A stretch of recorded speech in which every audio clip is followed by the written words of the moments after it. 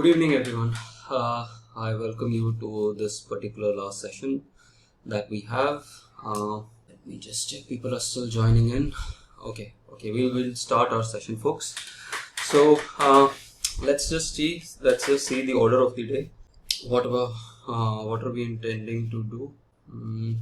So we'll start off with quickly. We'll start off with this petroleum pricing, or maybe we can do it in the end because anyways I've covered this yesterday. So I'll do that in the end, both this and budget numerical. I'll start with fiscal federalism, the basics of fiscal federalism, something you can also type in the chat box, folks.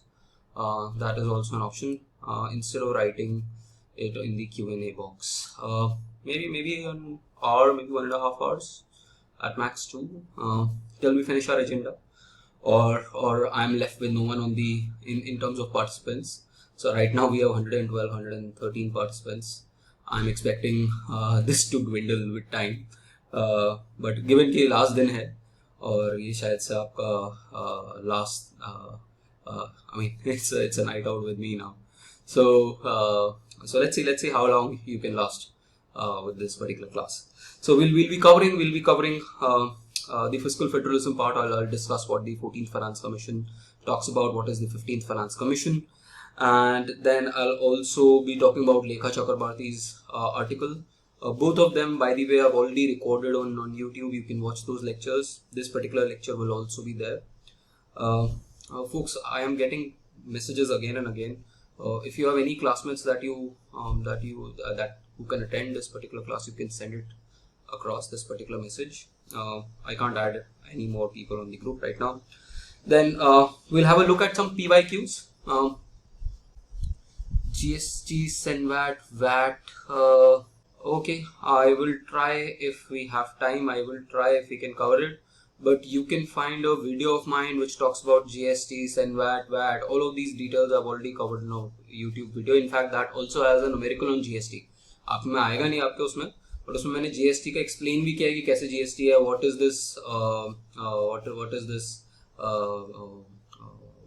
Input tax credit, उसमें वो भी explain किया हुआ है. I'll see Keshav, if I have time I'll do that. Then important topics. So in the end we'll also see what all are the topics that you should not leave for this particular exam. But I haven't personally seen anyone flunking this paper. Although in the past I have failed a couple of students, but that's in a long career now. But generally I have not failed anyone, और usually fail करते भी नहीं है, क्योंकि क्या है कि अगर fail कर दोगे तो वो student वापस आपके पास ही आ जाएगा, and this paper is checked internally. So your teacher who has taught this paper is going to check this paper, and उसमें नाम भी लिखा हुआ होता है, तो इसलिए usually teachers fail नहीं करते हैं. Usually that is the case. But आप अपना आंसर का presentation पे ज़्यादा काम करना. And take this particular paper. अब तो बहुत लेट हो गया, but typically take this paper as a UPSC practice. UPSC में जिस तरीके से हम आंसर्स लिखते हैं उस तरीके का प्रैक्टिस अगर इसको लेके चलोगे तो I think you'll be in a fair space. चलो, now without any further delay, let's go into this particular discussion now. I will just switch off my this thing. No, पहले मैं आपको फिस्कल फेडरलिज्म का concept बता देता हूँ, उसके बाद मैं आपको पेन एंड पेपर उससे आपको अपने digital pen so what I'll do is I'll first explain you the concept of fiscal federalism और ये पूरा federal finances का, and then I'll explain the reading to you. Let's start our story. Now how does this story go? Is that हमारे constitution के अंदर there is this schedule called schedule 7. ठीक है, schedule हमारे कॉन्स्टिट्यूशन में parts होते हैं. ठीक है, पहले तो एक प्रियम्बल होता है, फिर कॉन्स्टिट्यूशन का बाकी सारा पार्ट होता है, एंड देन उसके बाद लिंक से सबको ज्वाइन कर पाएगा. That's not a problem. जब you send the link they will be able to join. It should not be an issue. There's no ID password of this particular. It's a webinar. So now let's just quickly discuss what is this entire topic about. So हमारे constitution के अंदर क्या होता है? हमारे constitution के अंदर you have schedules, पहले पार्ट्स होते हैं, फिर उसके बाद शेड्यूल्स आते हैं. उसमें एक 7th शेड्यूल है. अब वो 7th शेड्यूल क्या कहता है? 7th शेड्यूल बताता है that what all are the powers of the central government, what all are the areas in which the central government can can basically legislate what all are the areas which are under the purview of state government and what are the areas which are in the concurrent. In fact, I'm not expecting you to read the newspapers. अगर आपने किसी newspaper पढ़ा होगा, सिर्फ शक्ल ही देखी हो, तो one of these issues has been resolved by the Supreme Court day before yesterday with respect to Delhi's power in terms of ability of Delhi to transfer bureaucrats. Okay, that is another article 239AA. But let's not get into that complication. Let's discuss federal finances. तो अगर हम federal finances के बारे में बात करते हैं, तो you have this in your 7th schedule you have this union list and you have this state list and your concurrent list. As the word suggests, union list के जो है जो हमारी पार्लियामेंट है जो पावर में होगा वो यूनियन लिस्ट के ऊपर बना सकता है. For example any scheme if you see on finance in terms of defense, in terms of foreign affairs, ये सारे के सारे वो एरियाज हैं जो कॉन्स्टिट्यूशन के अंदर यूनियन गवर्नमेंट के पास है. ये होमोजेनिटी के लिए दिए जाते हैं, सिक्योरिटी ऑफ द स्टेट के लिए, सॉवरेनिटी ऑफ द स्टेट के लिए, ये सारे इश्यूज जो हैं वो सेंट्रल गवर्नमेंट के पास रहते हैं. But the state governments, the kind of powers that the state government has in the 7th schedule is very vast. In the sense कि as a citizen, मुझे जो भी चीज़ चाहिए मुझे वो एक्चुअली स्टेट गवर्नमेंट देता है. कुछ बाकी सारी चीज़ें छोड़ के, डिफेंस छोड़ के, मेजरली मुझे क्या चाहिए, मुझे लाइट चाहिए, मुझे स्कूल्स चाहिए, मुझे हेल्थ केयर चाहिए, मुझे एजुकेशन चाहिए, लॉ एंड ऑर्डर चाहिए. ये तो बेसिक रिक्वायरमेंट्स हैं किसी भी पर्टिकुलर सिटीजन की. और ये सारी बेसिक रिक्वायरमेंट्स जो हैं वो एक्चुअली स्टेट लिस्ट के अंदर आता है. So what we see in the constitution is that we have central list and we have state list. ठीक है, सेंटर के पास भी रिस्पॉन्सिबिलिटी है, स्टेट के पास भी रिस्पॉन्सिबिलिटी है. But what the 7th schedule kind of tells us is that states के पास रिस्पॉन्सिबिलिटीज बहुत ज्यादा है. And there are multiple types of states as well. कई स्टेट्स जो अमीर होंगे, कई स्टेट्स गरीब होंगे. But let's just talk about responsibilities. So states के पास काफी रिस्पॉन्सिबिलिटीज है. Now let's talk about powers. अब पावर किसके पास क्या है? अल्टीमेटली पैसा इज एवरीथिंग. ठीक है, बिना पैसे के आप पावर का क्या करोगे? सो अब हम जब अपने कॉन्स्टिट्यूशन के अंदर there is this fiscal relation जो हमारे कॉन्स्टिट्यूशन के अंदर आता है, सेंटर स्टेट रिलेशन. जो लोग सिविल सर्विसेज के लिए जाओगे या लॉ के लिए जाओगे, you will see there is this part of the constitution which talks about the center state relation. And center state relation में उससे भी ज्यादा important है central state fiscal relation, financial relations. इसमें आर्टिकल 246 से लेके आर्टिकल 293-94 तक ये सारे इसी बारे में मोर और लेस बात कर रहे हैं फिस्कल रिलेशनशिप्स पे. ना इसमें आर्टिकल 246 बहुत इंपॉर्टेंट है जो बेसिकली बात करता है कितनी कौन से चीजों पे किस के पास पावर है टैक्स करने की. और जब हम ये आर्टिकल देखते हैं along with other articles in the constitution, what we see is yes Vidushi, if you have a doubt you can type it out. Allowed you to speak as well just in case. So please type it out your doubt. Now so हमारे पास क्या है? हमारे पास जो central government है उसके पास बहुत ज्यादा taxation powers है. लेट्स टॉक अबाउट, हमने ऑलरेडी बजट पढ़ा हुआ, तो बजट के अंदर अगर आपने देखा हो तो हमारे रेवेन्यू रिसीट्स के अंदर आपने देखा है you have income tax, you have corporation tax, you have customs duty, you have excise duty. ये जितने भी टैक्सेस हैं ये एक्चुअली सेंटर लेवी करता है. ठीक है, ये सेंटर के पास स्टेट गवर्नमेंट नहीं करती है कि हमारा वो कितना होगा, कॉर्पोरेशन टैक्स कितना होगा, इनकम टैक्स कितना होगा. ये बहुत सारे बॉयंट फोर्सेस हैं, buoyant sources of revenue. Major दुनिया पूरे कंट्री को जो रेवेन्यू आ रहा है वो इन सोर्सेज से आ रहा है सेंट्रल गवर्नमेंट के लेवल पे. और ये कौन करता है? ये सेंट्रल गवर्नमेंट लेती है. तो सेंट्रल गवर्नमेंट के पास fire power in terms of revenue बहुत ज्यादा है. बट उसकी उतनी रिस्पॉन्सिबिलिटी नहीं है जितनी स्टेट्स की रिस्पॉन्सिबिलिटी. और स्टेट्स बेचारों के पास बिल्कुल पावर नहीं रहती फाइनेंसेस की. उनके पास बेचारों के पास दो मेजर सोर्सेज रहते हैं. एक, आप पेट्रोल बेच लो, जिसका हमने रीडिंग करनी है वो भी बेचारों की कम होती जा रही है पिछले कुछ टाइम में. ये डी.के. श्रीवास्तव की रीडिंग यही कहती है that the center is basically taking away the federal space of states in terms of revenue. Then तो एक तो पेट्रोल पे ऊपर होता है. और पेट्रोल बाय द वे हमारा जीएसटी से बाहर है. ठीक है, जीएसटी से बाहर मतलब जीएसटी में उसमें अभी इंक्लूड नहीं किया हुआ, बट जीएसटी के परव्यू में there is a slight difference in this. ठीक है, I am not getting into that detail. और दूसरा अल्कोहल पे अगर आप देखोगे तो हर स्टेट की उस पे लिखा हुआ था to be sold in a particular state. और अगर आप बाय चांस, आपकी एज नहीं है बट अगर आप बाय चांस एक स्टेट से दूसरी स्टेट में, सपोज आप कहते हो कि मैं गुड़गांव से अल्कोहल लेके दिल्ली के अंदर आऊंगा, और अगर आप थोड़े ज्यादा क्वांटिटी में होता है तो आपके ऊपर छापा पड़ जाएगा एक्साइज का. ठीक है, तो ये इसलिए होता है क्योंकि उस स्टेट का लॉस हो रहा है, रेवेन्यू का लॉस हो रहा है. नाउ व्हाट तो basically what we are trying to say is that states के पास जो होते हैं वो सोर्सेज ऑफ रेवेन्यू बहुत कम होते हैं, एक दो ये रेवेन्यू का सोर्स, एक स्टैम्प ड्यूटीज और थोड़े बहुत प्रोडक्ट्स और होते हैं जिनके ऊपर वो टैक्स कर लेता है। तो स्टेट्स के पास फायर पावर बहुत कम है बट उसकी रिस्पॉन्सिबिलिटीज बहुत ज्यादा है, और सेंटर के पास पावर बहुत ज्यादा, फिस्कल पावर बहुत ज्यादा है बट इतनी रिस्पॉन्सिबिलिटी नहीं। इस इनइक्वल डिस्ट्रीब्यूशन और ऑफ रिसोर्सेज को हम बोलते हैं वर्टिकल इम्बैलेंस। गेट सेंटर और स्टेट्स के बीच में there is this imbalance in terms of revenues and responsibilities, इसको बोलते हैं वर्टिकल इम्बैलेंस। और विद इन स्टेट्स, अब सारे स्टेट्स बराबर थोड़ी हैं, सारे स्टेट्स अलग अलग हैं। जो कोस्टल स्टेट्स हैं उनके पास बड़े अच्छा पावर है क्योंकि उनके पास ट्रेड करने का ऑप्शन है, और जो बेचारा लैंडलॉक्ड स्टेट है जैसा अरुणाचल प्रदेश हो गया, एक तो हिली टेरेन, वहां कुछ ज्यादा बन नहीं सकता, फॉरेस्ट बहुत ज्यादा है, ऊपर से आइसोलेटेड है बाकी सारे इंडिया के साथ because of that chicken neck वाला area. So because of this reasons हर स्टेट जो है वो एक अलग पोजीशन में है। यूपी जैसा स्टेट ले लो, अब यूपी अपने आप में एक देश होना चाहिए, ठीक है, अपने आप में देश तो होना चाहिए। उसकी पॉपुलेशन देख लो पाकिस्तान जितनी है, 30 करोड़ लोग रहते हैं उसमें, ठीक है। अगर आप यूपी को अगर आप अलग से कंट्री बनाओगे तो 7th लार्जेस्ट कंट्री बन जाएगी वर्ल्ड की, ठीक है। वो भी ऐसे लोग ऐसे लोग मतलब पब्लिक ही ऐसी है।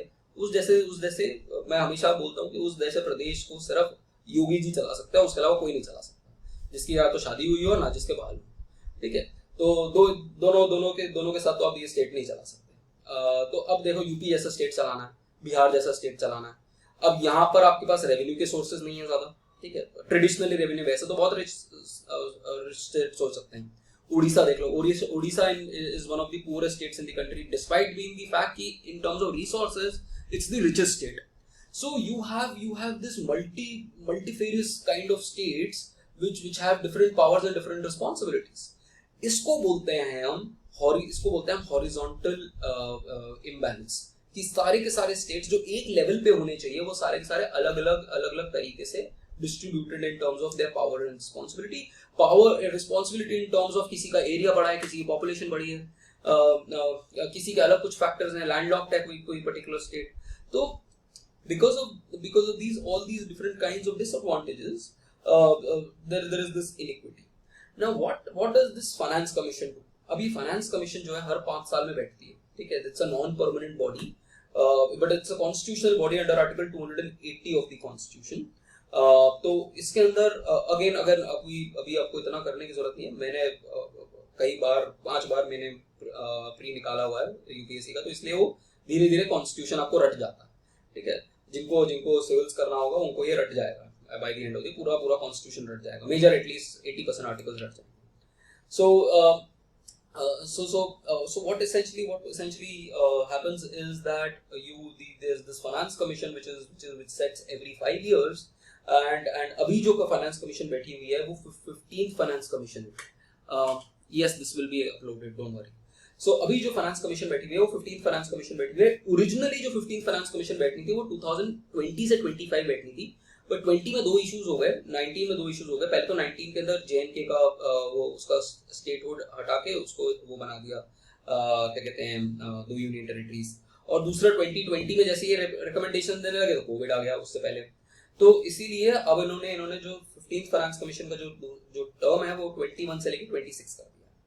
Now what does this finance commission do? Finance commission basically बताता है कि यार सेंटर और स्टेट्स के बीच में जो इनइक्वालिटी, जो वर्टिकल इम्बैलेंस और जो हॉरिजॉन्टल इम्बैलेंस है, इसको डिलीट कैसे करें। Now सबसे पहले बात करते हैं वर्टिकल इम्बैलेंस की। अब जितना भी सेंटर पैसा रेज कर रहा है, ठीक है, whatever are the different sources of taxes that the central government basically charges the public and then accumulates, we put that money into a piggy bank. Income tax से पैसा आ गया, कॉर्पोरेशन पैसा आ गया, कस्टम ड्यूटी से पैसा आ गया, service से पहले सर्विस टैक्स उससे पैसा आ गया। आज के डेट में जीएसटी का जो सीजीएसटी का पैसा है, माइंड यू सीजीएसटी का पैसा इस पूल के अंदर आ गया। तो इस पिगी बैंक को हमने रख लिया और इस पिगी बैंक को बोलते हैं डिविजिबल टैक्स पूल। अब इस डिविजिबल टैक्स पूल में सपोज 100 रुपीज आए तो इससे फिर ये पैसा दिया जाता है स्टेट्स को। This is called as vertical devolution. Vertical devolution is basically to cater vertical imbalance. Centre के पास ज्यादा पावर और कम रिस्पॉन्सिबिलिटी थी, स्टेट्स के पास ज्यादा रिस्पॉन्सिबिलिटी और कम पावर थी, इसीलिए ये पैसा सेंटर से स्टेट्स आया। और हर फाइनेंस कमीशन एक अलग अमाउंट बताता है दैट ये डिविजिबल टैक्स पूल से कितना पैसा सेंटर से states. This is the first task of the finance commission. Now let's talk about the 15th finance commission. 15th finance commission ने अपनी recommendation में बोला that बस 41% जो पैसा आएगा वो यहाँ पर आएगा. So which basically means if this piggy bank has 100 rupees, then 41 rupees will be transferred from the center to the states. Now, but how do you divide this money? Different states will say different amount आना चाहिए. योगी जी सबसे पहले आ जाएंगे, वो कहेंगे कि भाई हमें सबसे पहला पैसा दो, सबसे बड़ा लार्जेस्ट स्टेट है. फिर बाकी स्टेट्स क्या करेंगे. सो इसीलिए इसके ऊपर पॉलिटिसाइजेशन ना हो, इसीलिए जो फाइनेंस कमीशन है वो एक फॉर्मूला दे देता है कि यार इस बेसिस पे ये पैसा डिवाइड होगा. फॉर एग्जांपल पॉपुलेशन के बेसिस के ऊपर, फॉर एग्जांपल आपका एरिया के बेस के ऊपर, आपका demographic performance. I talk about what is this demographic performance, what is tax performance, tax effort कितना है, ठीक है. और फिर we will also talk about another thing which is forestry. तो ये हम पैरामीटर्स बात करेंगे कि टोटल ये जो 41 रुपीज जो रिसीव हुए हैं, ये 41 रुपीज किस बेसिस पे कौन से स्टेट को कितना मिलेगा. सो this is the general recommendation. ये सबसे इंपॉर्टेंट रिकमेंडेशन होती है जिसके बिना आप आंसर नहीं लिख सकते. एंड 100% ऐसा कोई पेपर बन नहीं सकता CEI का जिसके अंदर फिस्कल फेडरलिज्म में ये क्वेश्चन ना हो. पिछले आप कई सालों में चेक कर लो, 14 फाइनेंस कमीशन, 15 फाइनेंस कमीशन हमेशा क्वेश्चन पूछा आता है, या तो 15 मार्क का या 8 मार्क का. तो आपके पास क्वेश्चन तो आएगा ही. तो you can't leave this particular topic. But my perspective of preparing this topic is मैं रीडिंग्स नहीं देखता, मैं पहले स्टोरी सुना देता हूं और स्टोरी से आप अपने आप लिख सकते हो. इनफैक्ट वाईवी रेड्डी की जो रीडिंग है वो आई वुड से बड़ी मतलब थोड़ी नहीं, बहुत मैगी नूडल्स की तरह बनाई हुई है. तो इसलिए मैं तो उसका एसेंस बना के आपको एक स्टोरी फॉर्म में सुना देता हूँ और फिर वो स्टोरी से आप अपने आप पढ़ सकते हो, ठीक है. और साथ में मैं PRS की समरी बताऊंगा रादर देन वाईवी रेड्डी की. आंसर तो आपको आंसर लिखना है. आपको क्या आंसर, कोई पूछ रहा है कि आपने वाईवी रेड्डी से लिखा है या PRS की रिपोर्ट से लिखा, आपको आंसर लिखने से मतलब. So let's talk about this thing. तो सबसे पहली चीज हुई कि फाइनेंस कमीशन क्या करेगा, ये हमारा सेंटर स्टेट जो वर्टिकल और हॉरिजॉन्टल इंबैलेंस है उसको ट्रीट करेगा. बाय द वे जो 42% का जो डिवीजन है ना, इसको बोलते हैं हॉरिजॉन्टल डेवोल्यूशन. किस तरीके से आप ये पैसा बांट रहे हो, that is called as horizontal devolution. इसके बारे में अभी हम बात करेंगे. मैं आपको फॉर्मूला वो सारा दिखा दूंगा और वो आपको फॉर्मूला रटना है. कुछ चीज आपको रटनी पड़ती है, that there is no way out of life, ठीक है. तो ये आप कर लो. Then the next thing is कि अच्छा एक तो चीज ये करता है फाइनेंस कमीशन. दूसरा, अब ये पैसा देने के बाद, ठीक है, ये पैसा देने के बाद let's talk about the fact कि सपोज आपके यहाँ पर आपके घर वालों ने आपको पॉकेट मनी दी. तो take your pocket money as की think of it as some kind 42% वाला पॉइंट बेसिकली क्या है कि सेंटर जो है वो स्टेट्स को पैसा देगा. तो वो जो पिगी बैंक है, जो सेंट्रल डिविजिबल पूल का जो पिगी बैंक है, उससे पैसा आएगा 42% आएगा स्टेट्स के पास. तो दैट मींस जो बाकी 58% है, 41% एक्चुअली, तो बाकी 59% है वो सेंटर के पास रहेगा. बट मैं अभी आपको कंप्लीट स्टोरी नहीं बताई, मैं आपको अभी बड़ी रफ स्टोरी सी बता रहा हूँ. उसके अंदर काफी सारी कॉम्प्लिकेशन है, इतनी लाइफ सिंपल नहीं है, ठीक है. फेडरल फाइनेंस में और बहुत सारी चीजें होती है. तो basically what we have is कि जैसे मैंने आपको पॉकेट मनी का एग्जांपल दिया. पॉकेट मनी का क्या एग्जांपल है कि आपने घर वालों से पॉकेट मनी ले लिया, that is a kind of vertical devolution, ठीक है. आप घर पे क्या कहते हैं, घर पे गए, आपके एक और सिबलिंग है, आप दोनों को घर वालों के, आप एक सिबलिंग आपका स्कूल में जाता है, आप उसको कम पैसे मिले, और आप कॉलेज में जाते हैं, उसको आपको ज्यादा पैसे मिले, ठीक है. नाउ यू गो, आपका पैसे खत्म हो गए. अब उसके बाद पैसे खत्म होने के बाद आपकी कोई और रिस्पॉन्सिबिलिटी आ गई. सपोज आपको मेट्रो का पास बनाना था या कुछ और, कोई आपको बर्थडे मंथ आ गया. तो इस केस के अंदर आप अपना डेफिसिट में. Now to bring that analogy to states, कि आपने उड़ीसा जैसे स्टेट को, अरुणाचल जैसे स्टेट को आपने अभी पैसे दे दिए. बट पैसे देने के बाद भी इन स्टेट्स के पास कई बार ओके सॉरी, बट प्लीज यार, इंग्लिश और हिंदी दोनों चलता है मेरे साथ. So don't worry, I'll repeat it in English and Hindi both. That's my comfortable. So what we have is that the states, even after devolution of money, once you have devolved this money, even after that, some states will say that sir, center को बोलते हैं और finance commission बोलते हैं that even after that we are revenue deficit states. Now revenue deficit is something that you should know now. Revenue deficit is basically जब आपका revenue, when your revenue expenditure is more than your revenue receipts, that is called as revenue deficit. I've already covered that in the budget lecture. Now, जैसा हमारा centre का budget होता है वैसे states का भी बजट होता है, तो some states are revenue deficit states. Now, after this revenue deficit, some states will say, even after getting this money from devolution, some states will say that we are not able to sustain ourselves because, say Arunachal will say that even after receiving this money from the Finance Commission, we are still a revenue deficit state. So what the Finance Commission says is that the center should pay some money, some additional money to these particular states as well.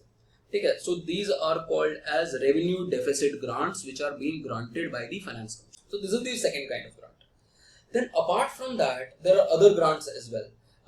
At times the Finance Commission also suggests grants for, say, जैसे 15th Finance Commission ने किया, 15th Finance Commission has given grants for, say, improving the judiciary and the courts, improving the health outcomes, improving the police.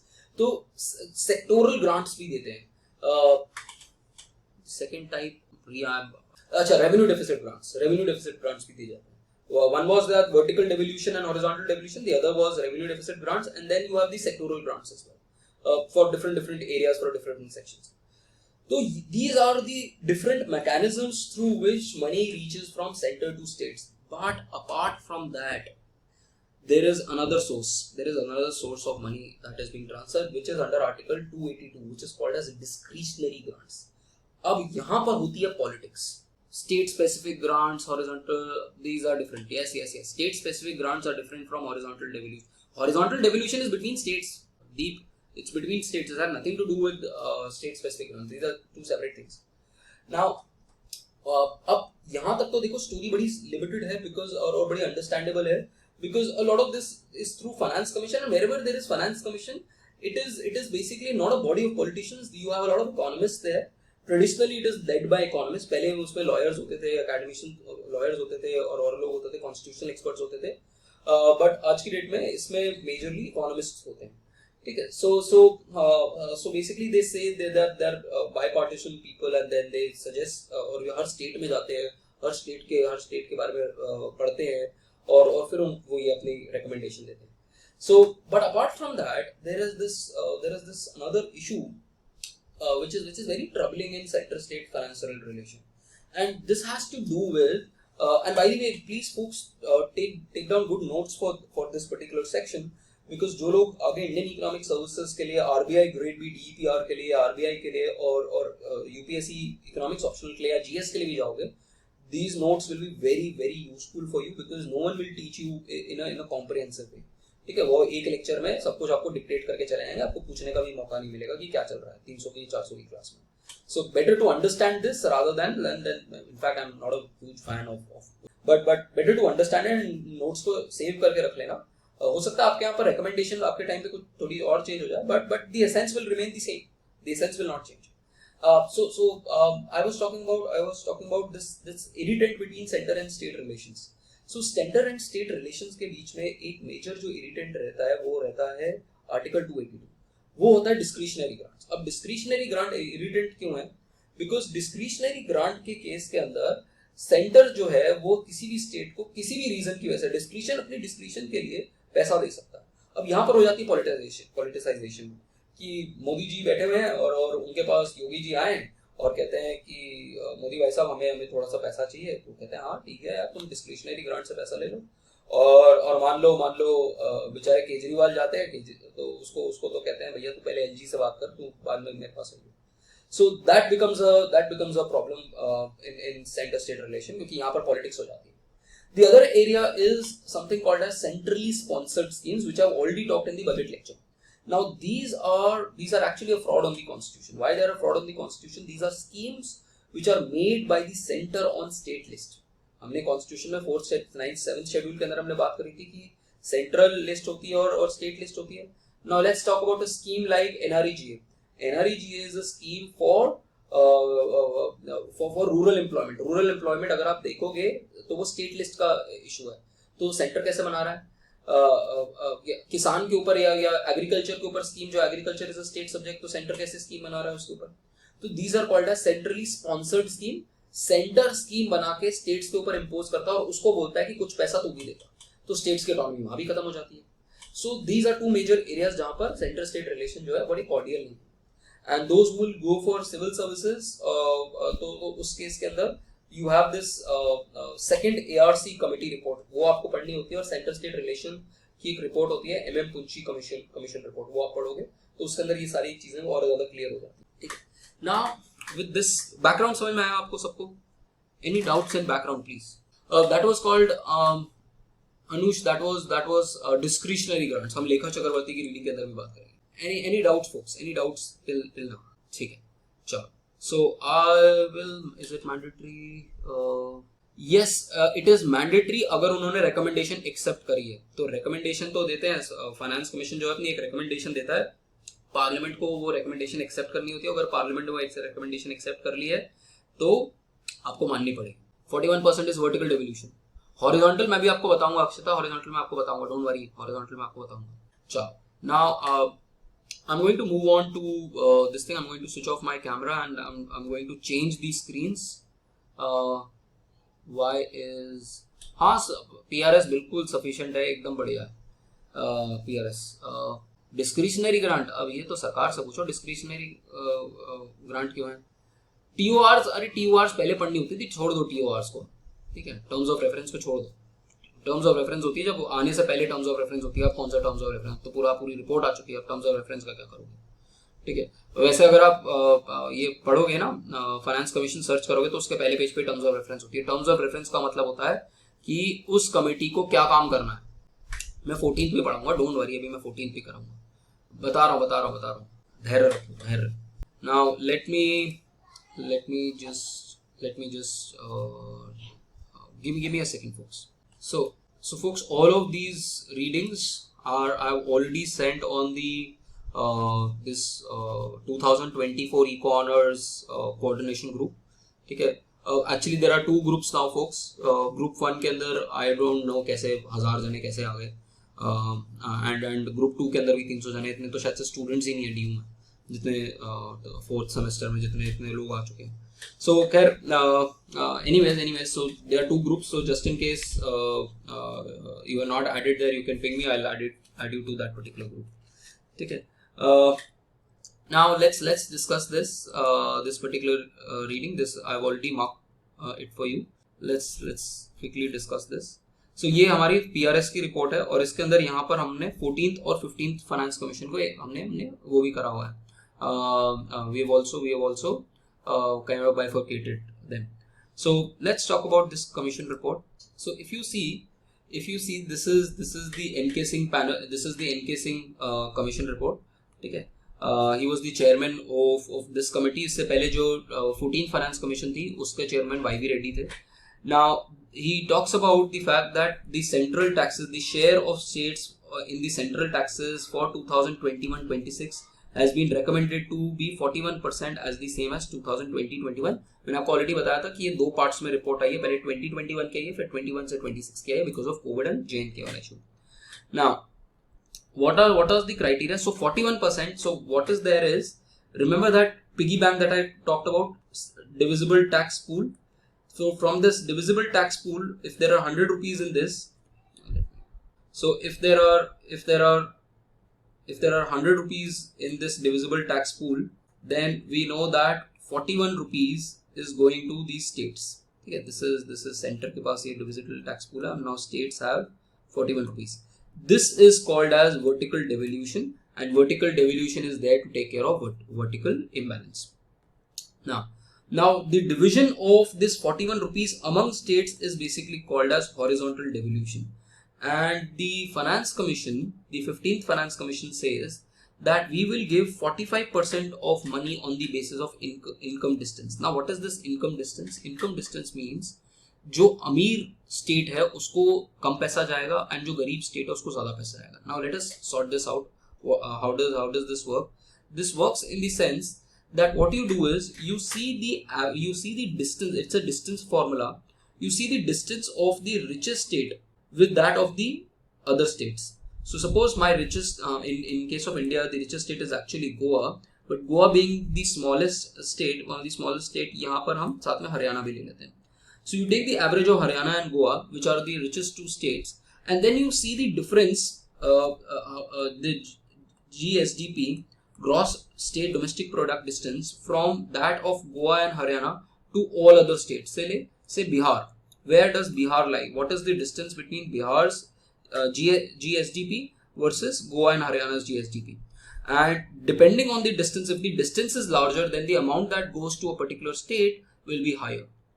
So of this 41 rupees, 45% of this 41 rupees will go for basically your income distance. So this is one criteria. Then you have area. The higher the area, GSDP is gross state domestic product. जैसे GDP होता है central level पे, वैसे state level पे you have GSDP. Then area क्या होता है कि जितना ज्यादा area, so say a state like Rajasthan, which is the largest state, has much more responsibility as compared to a state like Sikkim, which is the smallest state. So given the higher the area, the more responsibility that you have. So 15% money goes with respect to that. Then you have population of 2011. यहाँ पर पहले population 1971 भी दे रखी है 14 finance commission के अंदर, but हम अभी जो लेके चलेंगे वो 2011 की पॉपुलेशन लेके चलेंगे, which is 15%. Higher the population, more is the responsibility. So UP will get the highest money under this front. ठीक है, and lowest I would say Sikkim or Arunachal, I'm not sure. Then उसके अलावा फिर demographic performance. अब what is this demographic performance, और यहाँ पर आता है पॉलिटिसाइजेशन. अब देखो, if we talk about the 14th finance commission, ये तीन चीजें तो क्लियर हो जाएंगी कि इनकम के पैसे की वजह से इतना, एरिया की वजह से इतना, और पॉपुलेशन की वजह से इतना. Now what the 14th finance commission said was that they said that we will take 1971 की population.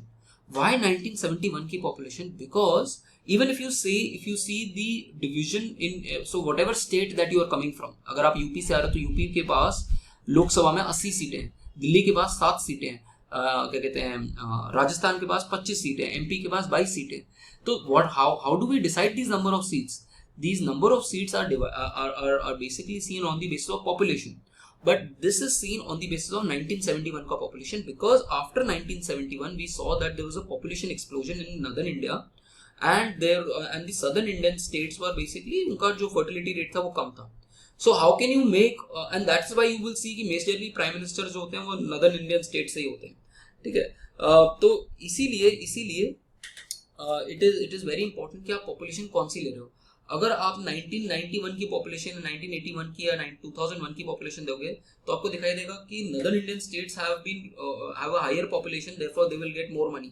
So therefore the 14th finance commission said that we will take 1971 की population, give it some weight, and we will also take 2011 की population and give it some weight. Before the 14th finance commission, all the finance commissions had taken 1971 का ही क्या कहते हैं, in fact 2026 में delimitation exercise वापस होगी. इसको बोलते हैं डीलिमिटेशन एक्सरसाइज. अगर आप पार्लियामेंट के अंदर बात करते हो तो उसके अंदर क्या कहते हैं, ये जो सीट्स फिक्स हैं लोकसभा के अंदर, ये टिल 2026 ये 1971 की पॉपुलेशन तक ही फिक्स्ड है. देन अब जो 15th फाइनेंस कमीशन ने क्या कहा, 15th फाइनेंस कमीशन ने कहा कि यार ये 1971 की पॉपुलेशन तो हम हटा ही रहे हैं. ये एक मेजर डिफरेंस है. उन्होंने 1971 की पॉपुलेशन ही हटा दी. अब अगर आप 2011 की पॉपुलेशन सीधा ले लोगे तो सदर्न इंडियन स्टेट्स का तो बच गया बैंड, बिकॉज उनकी तो पॉपुलेशन कम है as compare to northern Indian states. So the northern Indian states were going to gain much more amount of money as compare to southern Indian states. Therefore the finance commission introduced a new parameter called as demographic performance, which basically sees that 1971 से लेके till 2011 what has been the progress of yours in terms of total fertility rate. Total fertility rate is basically that how many children does a woman in her fertile ages produce. ठीक है, उसमें एक replacement ratio होती है 2.1. तो कितने बच्चे एक वुमेन पैदा कर रही है, that is basically your total fertility rate in her life time. अब नदर्न इंडियन स्टेट्स का जो फर्टिलिटी रेट था 1970s के अंदर, तो कोई कंट्रोल ही नहीं था. 7 बच्चे 8 बच्चे.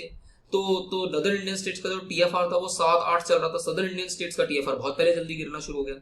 So according to this parameter, because the demographic performance between 1971 and 2011 of the northern Indian states were much of the southern Indian states was much good or much better, therefore they will gain under demographic performance as compared to northern Indian states.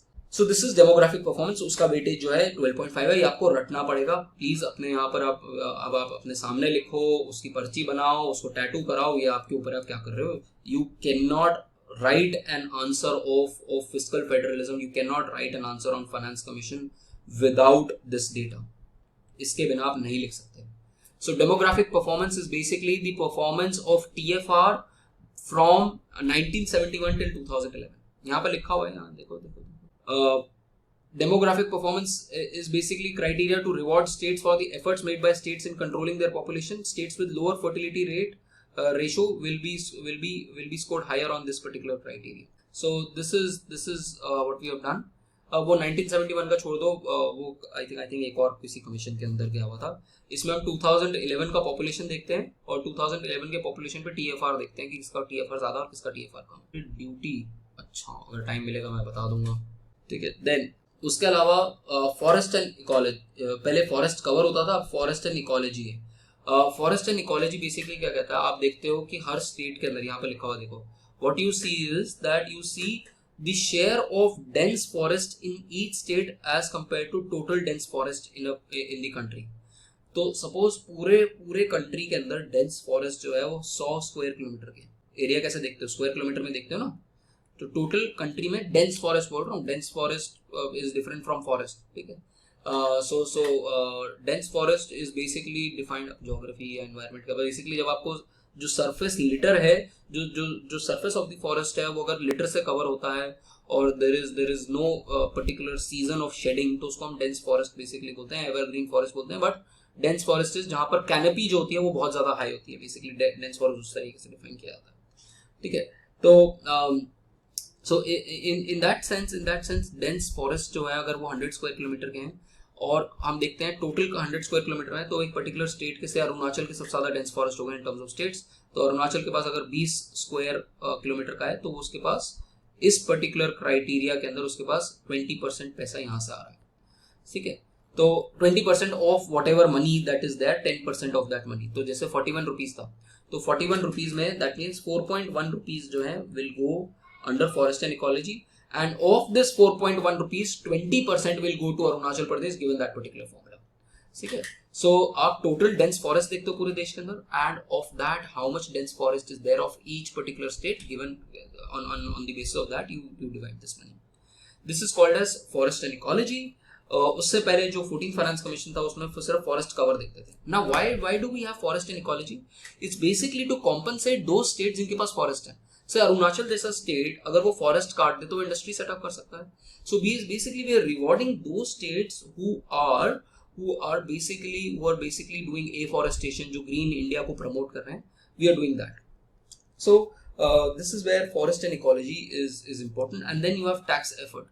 Tax effort is basically कि you want to reward दो states जो कुछ tax के लिए काम करते हैं, जो सिर्फ कटोरा लेके घूमते नहीं रहते सेंटर के पास कि पैसा दे दो.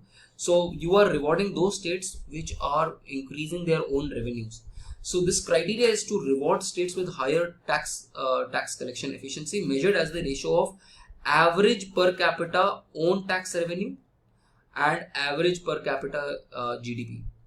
तो आप देखते हो उस स्टेट का एवरेज पर कैपिटा जीडीपी कितना है 2017 से 19 के बीच में, और एवरेज पर पर्सन टैक्स रेवेन्यू कितना है. ये रेशो जिस स्टेट की ज्यादा होगी उसको ज्यादा पैसा मिलेगा, जिस स्टेट की कम होगी उसको कम पैसा मिलेगा. सो दिस इज, एंड उसको 2.5% वेटेज मिलेगा इस पूरे बेंचमार्क को. इन सबको ऐड करोगे तो 100% आ जाएगा, इन सबको ऐड करोगे तो 100% आ जाएगा. इसका अगर आप याद कर सको तो ठीक है, बट यूजुअली जो आपके पास क्वेश्चन आएगा वो 15th फाइनेंस कमीशन का आएगा. अगर आप डिफरेंस पूछो तो सबसे बड़ा डिफरेंस पॉपुलेशन का है, फॉरेस्ट कवर का है और टैक्स एफर्ट का है. बस ये डिफरेंस अगर याद कर सके, और अगर आप ये टेबल बना दी, इसको तो बिल्कुल ही छोड़ दो, ये अगर आपने टेबल बना दी तो आपको पूरे नंबर मिल जाएंगे. Now the trick to write answers in CEI and in future also folks. ठीक है, ये मैं आपको अभी से एक पिल दे रहा हूँ, एक एक मैट्रिक्स मूवी अगर आपने देखी हो, तो मैं आपको रेड पिल दे रहा हूँ कि how to score well in your this thing. आप फर्स्ट इंप्रेशन ही अच्छा बना दो। You should have first page पे जब आंसर शुरू करो, नए पेज से आंसर शुरू करो। Please do not save earth, और पेपर मत बचाओ सरकार का, वो सरकार का पेपर वैसे भी वेस्ट होना है। हर आंसर नए पेज पे शुरू करना है। एंड जब आप आंसर शुरू करो तो वहां पर आप क्लियरली वहां पर अपने जो आपको टेबल बनाना है, जो आपको डायग्राम बनाना है, जो आपको फ्लो चार्ट बनाना है, वो फर्स्ट पेज पे बना दो। उसके बाद आपका आंसर कोई नहीं चेक करना। I have been in the my family has been there in the teaching industry for last 100 years।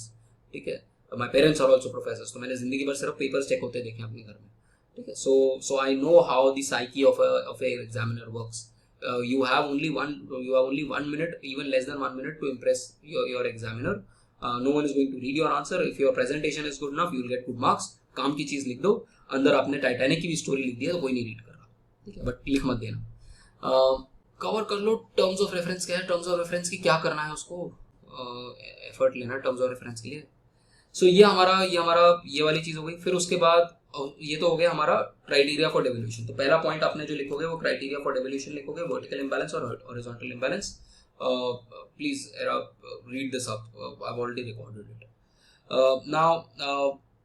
Now you have grants. Second thing is grants. अब ग्रांट्स के अंदर क्या होता है, ग्रांट्स के अंदर you have this revenue deficit grants.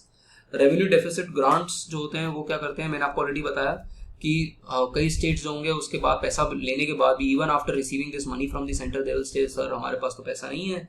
So the centre will say okay boss, these 17 states, the finance commission will give that, please give such grants to these particular states for elimination of revenue deficit. So these are called as revenue deficit grant. These are the first kind of grants. Then you have the sector specific grants. Now sector specific, I told you that they are given to states for different sectors. For example, health, education, higher education, judiciary, statistics. You can name two three things, and you can just say that these are sector specific reforms and sector specific grants. And then you have state specific grants. State specific grants are basically given to particular states for particular reasons. ठीक है, so revenue deficit grants और omnibus grants, इस particular state को इतना पैसा दे दो। But state specific grants are given by a particular state, by the centre to a state for a specific reason. These are called as specific grants, state specific grants. And the fourth kind of grant is that grant for local bodies. This is very important. You cannot write your answer without mentioning grant for local bodies. So basically the finance commission also tells the government, वाह क्या question पूछा है पार्थवी, ये हम finance commission की report ही पढ़ रहे हैं, ये रिकमेंडेशन ही पढ़ रहे हैं, ये सारी लिखनी है आपको। Now grants to local bodies.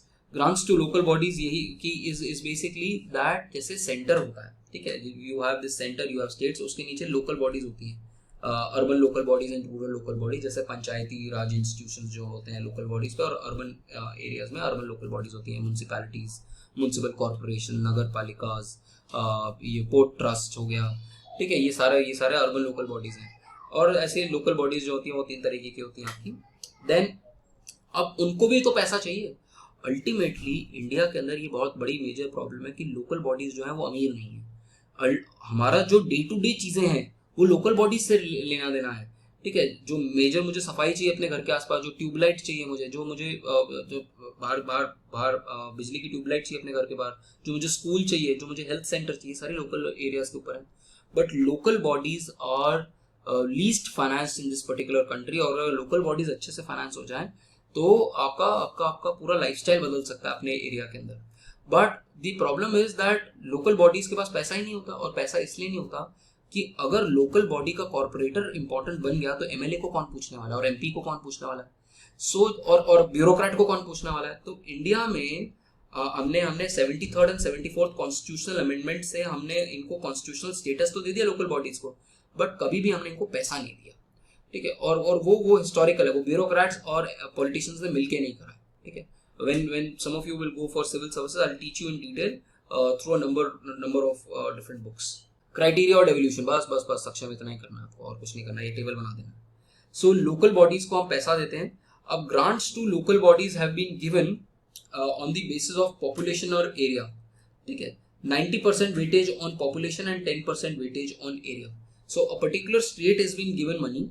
Now the amount of money that has been given to a particular state, they will divide this money into their, they will give this money further to their local bodies on the basis of population criteria, which gets 90% weight, and area criteria, which gets 10% weight.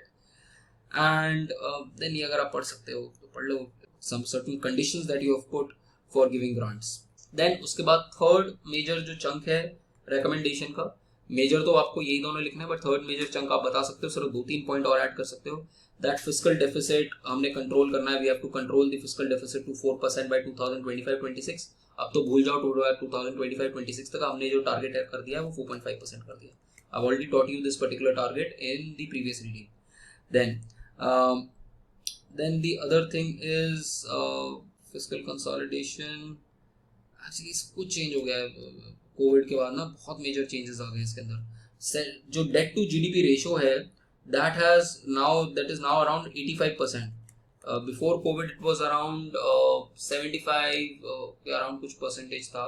Now you are saying that you need to reduce the debt liability of the center from 60 or 63% to 55% by 2025, and from states to 33%, from 33% to 32% by 2025-26. So this is another recommendation that you can remember. And ठीक है, अगर आप इतना भी याद कर लोगे तो चल जाएगा, बाकी आपको वो है.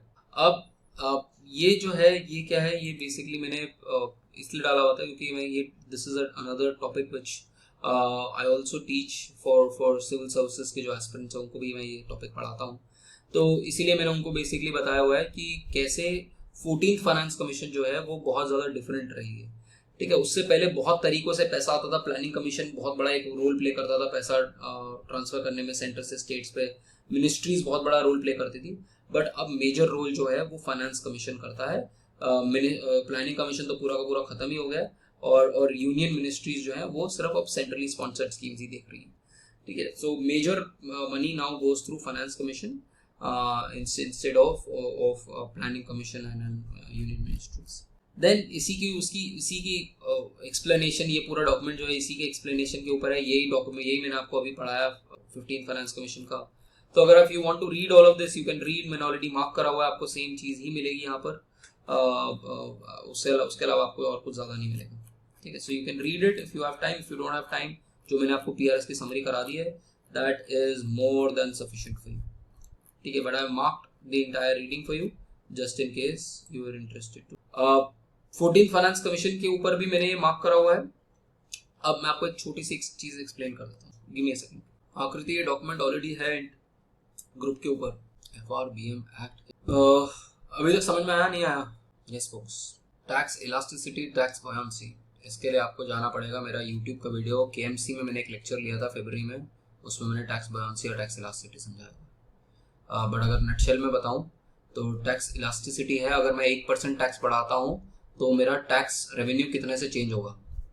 ठीक है, उसको हम बोलते हैं टैक्स इलास्टिसिटी. ये होता है ना, अगर मैं प्राइस 1 रुपये से बढ़ाता हूं तो डिमांड कितने से चेंज होती है. This is called elasticity. इधर टैक्स इलास्टिसिटी बोलोगे, अगर आपने इनकम टैक्स 30% से 31% कर दिया तो आपका रेवेन्यू पे क्या चेंज आएगा. That is called as tax elasticity. Tax buoyancy क्या होती है कि अगर मेरी इनकम जो है अगर मेरी इनकम मैं आज 100 रुपये कमा रहा हूँ, अगर मैं कल 101 रुपये कमाऊंगा तो उसकी वजह से मेरा टैक्स रेवेन्यू कितने से बढ़ेगा. इनकम बढ़ने की वजह से जो रेवेन्यू बढ़ता है, जो टैक्स रेवेन्यू चेंज होता है उसको बोलते हैं टैक्स बॉयंसी. और इलास्टिसिटी टैक्स रेट को चेंज करने की वजह से जो रेवेन्यू चेंज होता है. तो जो आपने कभी अभी क्लास 12th में या पहले ईयर में अगर आपने वो पढ़ा हो लैफर कर्व के बारे में, तो that Laffer curve is basically with relation to tax elasticity. तो महिका ये नहीं है और भी रीजंस है. GST के केस में अगर आपने मेरा GST का अगर आपने आर्टिकल वीडियो देखा हो तो GST के केस में 2017 से लेके 2022 के तक तो GST में वो था कॉम्पनसेशन सेस था, कॉम्पनसेशन वाला क्लॉज था. अगर आपका रेवेन्यू कम होता है तो सेंटर तो आपको फंड करने के लिए बैठा होगा. सेंट्रल गवर्नमेंट ने तो इंश्योरेंस दे रखी थी आपको 14% रिटर्न की, कि अगर आपको प्री GST 100 रुपीज़ अर्न हो रहे थे इनडायरेक्ट टैक्सेस से, तो GST लगने के बाद 114 रुपये मिलेंगे. और अगर 114 रुपए की बजाय 110 रुपए मिले तो जो 4 रुपए हैं वो सेंट्रल गवर्नमेंट देगा। सो पहले 5 साल में तो जीएसटी रेवेन्यू फॉल होने का मतलब ही नहीं बनता था। अब इशू हो सकता है। अभी मैंने न्यूमेरिकल कवर नहीं किया, I will cover the numerical later. Now I was explaining 14th finance commission. अब 14th फाइनेंस कमीशन क्या था? 14th फाइनेंस कमीशन ना जब आज से 10 साल बाद, 20 साल बाद, 30 साल बाद जब देखोगे तो 14th फाइनेंस कमीशन ऐसी चीज नजर में आएगी जैसे 1991 के बारे में आज हम बात करते हैं ना कि वो LPG reform, water shade year, तो 14th फाइनेंस कमीशन के बारे में भी हिस्ट्री में ऐसी बात, जब आगे जाके हिस्ट्री को देखा जाएगा तो ऐसी बात की जाएगी। क्यों? बिकॉज 14th फाइनेंस कमीशन से पहले क्या होता था? 13th फाइनेंस कमीशन और उससे पहले तक what used to happen is centre से स्टेट्स जो था वो मल्टीपल तरीके से पैसा आता था। प्लानिंग कमीशन का भी बीच में एक रोल होता था। प्लानिंग कमीशन जो है हर स्टेट ना अपना 5 ईयर प्लान बनाता था और इस 5 ईयर प्लान की फंडिंग के लिए कुछ पैसा तो वो खुद से अपना दे देता था, बट कुछ पैसा वो सेंटर से रिलाई करता था। ठीक है, जिसको हम बोलते थे नॉर्मल सेंट्रल असिस्टेंट, एनसीए बोलते थे इस चीज को। अब खत्म हो गया सब। तो ये जो स्टेट के 5 ईयर प्लान की फंडिंग के लिए जो पैसा जो सेंटर देता था वो प्लानिंग कमीशन डिसाइड करता था। और यहाँ पर बड़ी पॉलिटिसाइजेशन होती थी और मोदी जी को सबसे ज्यादा गुस्सा आता था बिकॉज मोदी जी को जब वो चीफ मिनिस्टर थे उनको एक आदमी के पास जाना पड़ता था who was named as Montek Singh Ahluwalia. He was the de facto head of deputy chairperson of planning commission। अब ये ना इंसान, ना तो ये पॉलिटिशियन है, ना ये इलेक्टेड रिप्रेजेंटेटिव है, ना ये कोई आईएएस ऑफिसर है, कोई पोजीशन नहीं है। ये एक गवर्नमेंट अपॉइंटी है जो हेड है प्लानिंग कमीशन का। अब हर स्टेट के चीफ मिनिस्टर के पास इससे अपॉइंटमेंट लेनी पड़ती थी और इसके पास आके उसको एक्सप्लेन करना पड़ता था कि यार मुझे पैसे क्यों चाहिए, मैं ये अपने 5 ईयर प्लान में करना चाहता हूँ, मुझे तो इस चीज़ के ऐसे पैसे चाहिए। और फिर कई बार मोंटेक सिंह आलूवालिया ह्यूमिलेट करके वापस भी भेज देते थे। अब मोदी जी जैसों को ह्यूमिलेट करोगे तो याद रखेंगे। ठीक है, तो उन्होंने सबसे पहले आते कहा कि बॉस सबसे पहले तो मैं प्लानिंग कमीशन ही हटा रहा हूँ, तो उन्होंने यही खत्म कर दिया। तो एक जो सोर्स ऑफ रेवेन्यू था जिससे सेंटर से स्टेट्स तक पैसा आता था by funding of 5 year plans, यही खत्म हो गया क्योंकि 5 ईयर प्लानिंग ही खत्म होगी, प्लानिंग कमीशन ही खत्म कर दिया उन्होंने। क्योंकि यहाँ पर पॉलिटिक्स होती थी। यहाँ पर अगर आपके खुद की पार्टी का चीफ मिनिस्टर आ रहा है तो आप उसको ज्यादा पैसे दे रहे हो, अगर ऑपोजिशन की पार्टी का चीफ मिनिस्टर आ रहा है तो आप उसको कम पैसे दे रहे हो। The same thing that still happens with article 282 discretionary grants. So the government when it came to power उन्होंने प्लानिंग कमीशन ही हटा दिया। and then the 14th finance commission said that we are going to recommend more amount of money through finance commission rather than through these discretionary grants। ये जो discretionary तरीके से जो पैसा आता है इससे पैसा कम आएगा और जो ऑर्डरली तरीके से कॉन्स्टिट्यूशनल तरीके से जो पैसा आएगा उससे हम ज्यादा पैसा देंगे। इससे पहले 13th फाइनेंस कमीशन में जो वर्टिकल डेवल्यूशन थी वो 32% था। 14th finance commission had increased it to 42%, 10 percentage points का इंक्रीज था। इससे पहले वाली जो फाइनेंस कमीशन थी 12th फाइनेंस कमीशन उसके में 29.5% था। सो 29.5 टू 32%, 32 से एकदम से जंप करके 42%, and that's why there is a revolutionary change. That is why 14th Finance Commission is so important because it removed this politicization and it put and money जो था वो now was coming to the states in much more orderly and non-politicized manner.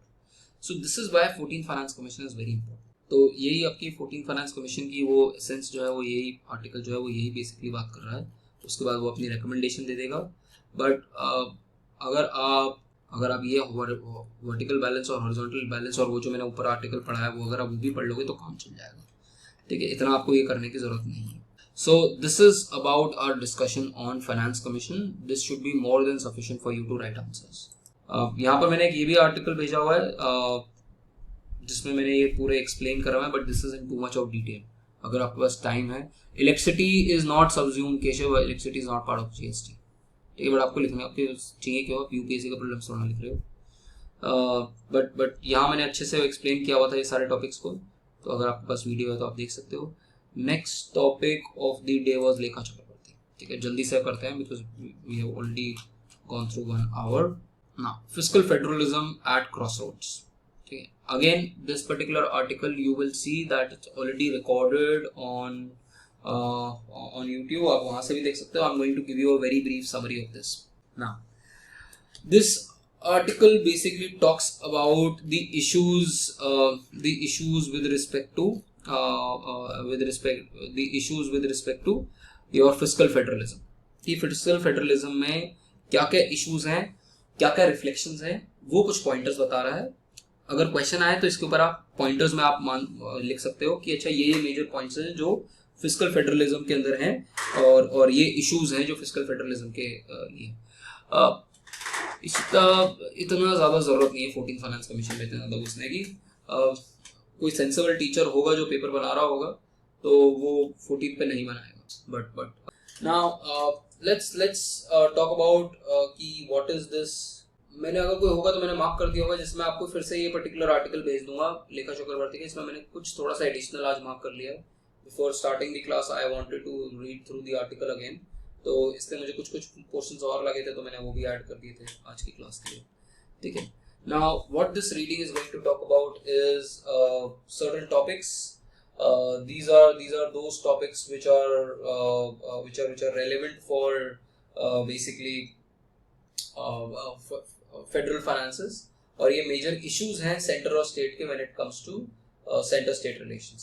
So let's talk about them one by one. Now सबसे पहली जो चीज़ है वो बात कर रहे हैं, is the 42% a game changer or not? Now what do we mean by this game changer? मैंने आपको बताया कि 13 फाइनेंस कमीशन जो था वो 32% बता रहा था. 14 फाइनेंस कमीशन ने इसको सीधा 42% कर दिया. तो is it a game changer? तो यहाँ पर बात हो रही है that actually में if you see the resources intertemporally, इसके अलावा apart from the money that the center gives through finance commission, और भी sources से तो center पैसा देता है. So actually the money that the states was getting was not 32%, was actually 39%. So we have increased the money not from 32% to 42%, we have increased it from 39% to 42%. So it was said that because of the 14th Finance Commission, the money from the center to states has gone so much, इतना ज़्यादा पैसा दे दिया कि बेचारे center के पास पैसा नहीं रह गया. So it was alleged that the fiscal space with the center is now being restricted, because center also needs to spend money on multiple things. Color code is pink is the most important, pink and orange is the most important, then followed up by blue, then followed up by green and then by yellow.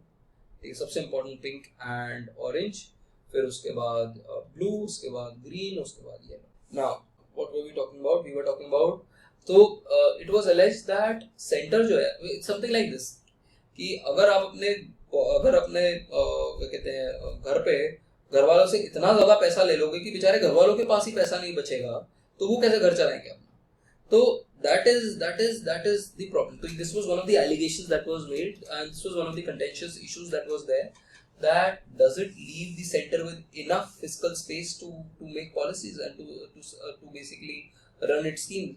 तो यहाँ पर फिर basically अगर हम सारे के सारे sources से पैसा देखें, द डिफरेंट सोर्सेज से पैसा जो सेंटर से स्टेट्स आ रहा है वो 32% नहीं था, वो एक्चुअली 39% था, और अब उस 39% से वो 42% हो गया.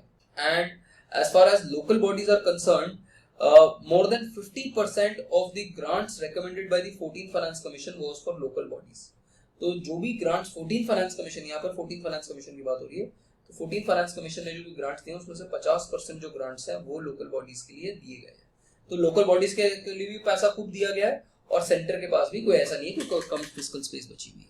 और if you see the ratio of aggregate transfers to states as a percentage of gross total revenue receipts of the central government, तो central government को total कितना पैसा मिल रहा है revenue receipts में, as a ratio of that कितना states को transfer किया जा रहा है, तो वो अगर आप देखोगे तो constant है, थोड़ा सा 13-14 में थोड़ा सा बढ़ा है, बट उसके अलावा वो constant ही चला जा रहा है, 50-52% ही चले जा रहा है, और पहले भी बीच में 52% था, तो इतना कोई मेजर चेंज नहीं आया.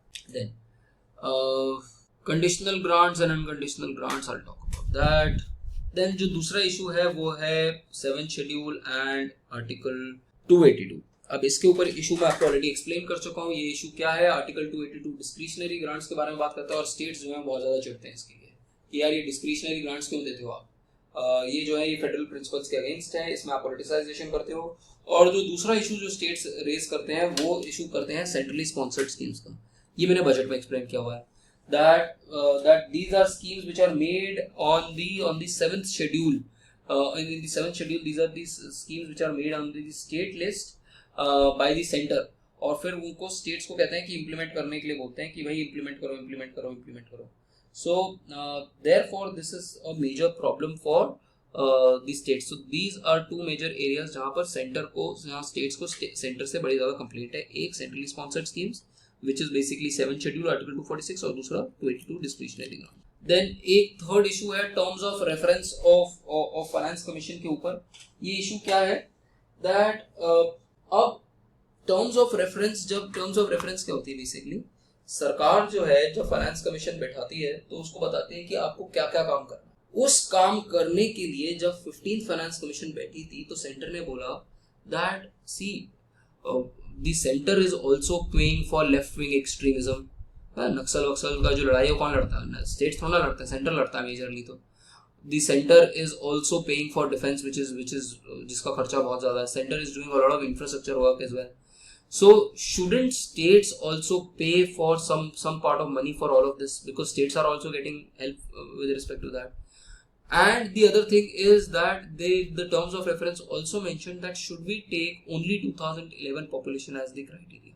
So this was a major area where there was contestation.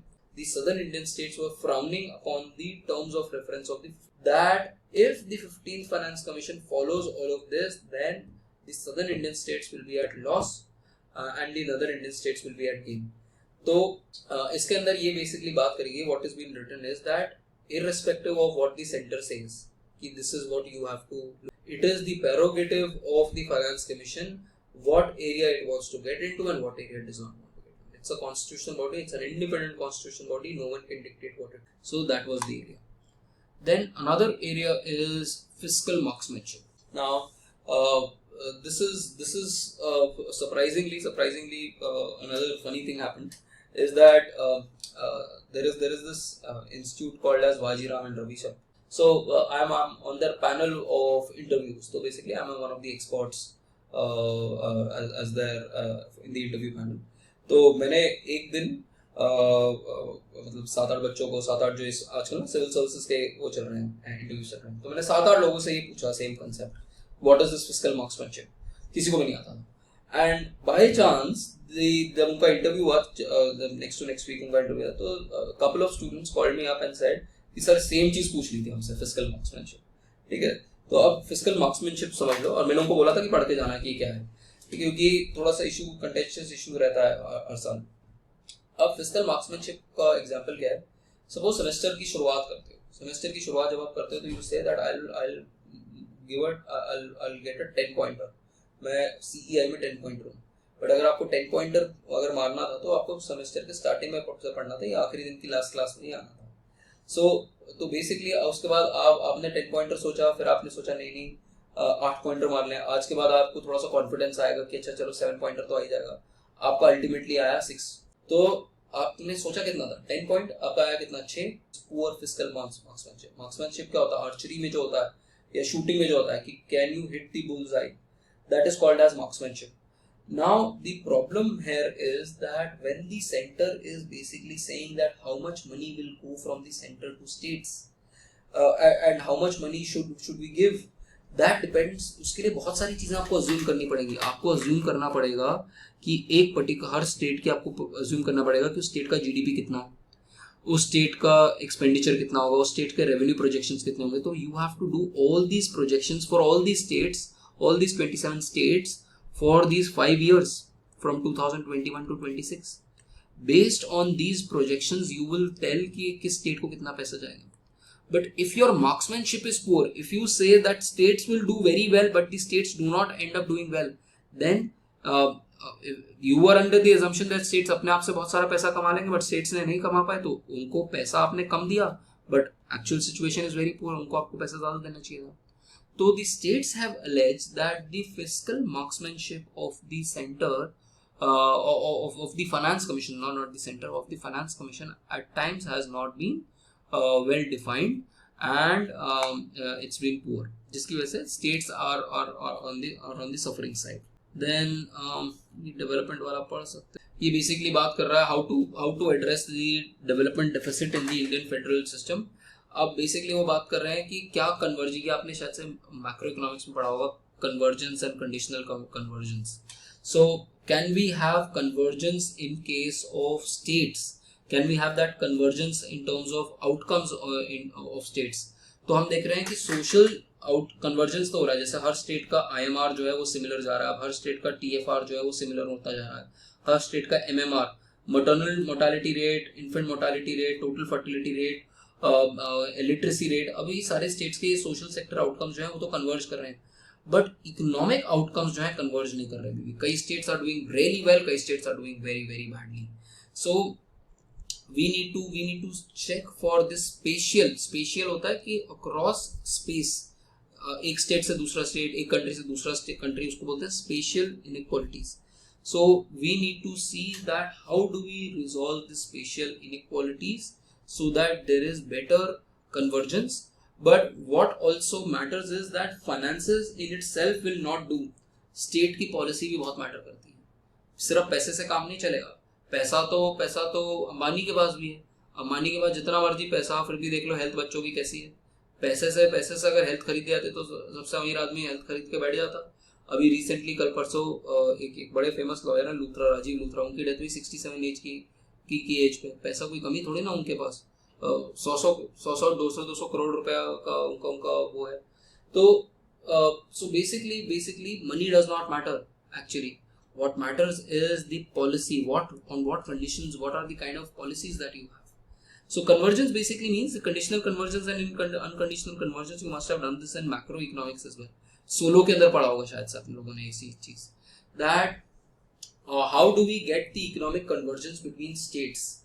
So what we say, and because these states are very heterogeneous folks, I mean India is, I mean if you see, it's actually a wonder. In fact छोड़ो, बार मेरे पास civils का वो आ जाता है. A.L. भैशम की किताब है India wonder, जिनको सिविल्स करना हो ये किताब जरूर पढ़ना, बड़ी प्यारी किताब है. तो बेसिकली क्या है कि इतने सारे कल्चर्स, इतनी सारी डिफरेंट तरीके के लैंग्वेजेस, सोसाइटीज, हर तरीके से दिस इज A.L. भैशम.